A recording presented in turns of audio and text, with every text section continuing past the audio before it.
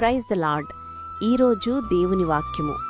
యెహోవా దృష్టి ఆయన యందు భయభక్తులు గలవారి మీదను ఆయన కృప కొరకు కనిపెట్టువారి మీదను నిలుచుచున్నది.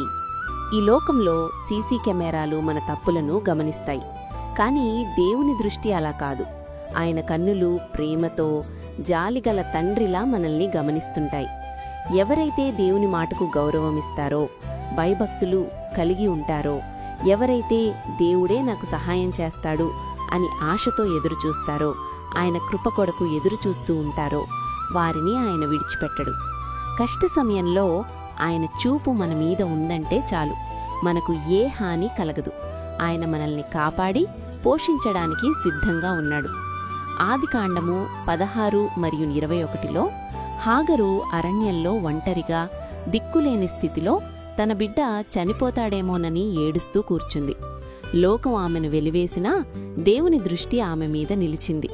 దేవుడు ఆమె కన్నీటిని చూసి ఒక దేవదూతను పంపి నీటి ఊటను చూపించి వారిని బ్రతికించాడు. అందుకే ఆమె దేవునికి యెహోవా ఏల్ రోయి, నన్ను చూచుచున్న దేవుడు అని పేరు పెట్టింది. మన కన్నీటిని కూడా ఆయన చూస్తాడు. హాగరు వలె నీవు కూడా దీవెన పొందాలి అనుకుంటే దేవుని ఎదుట భయభక్తులు కలిగి నడుచుకోవాలి. అప్పుడే ఆయన దృష్టి నీపై ఉంటుంది. ప్రార్థన.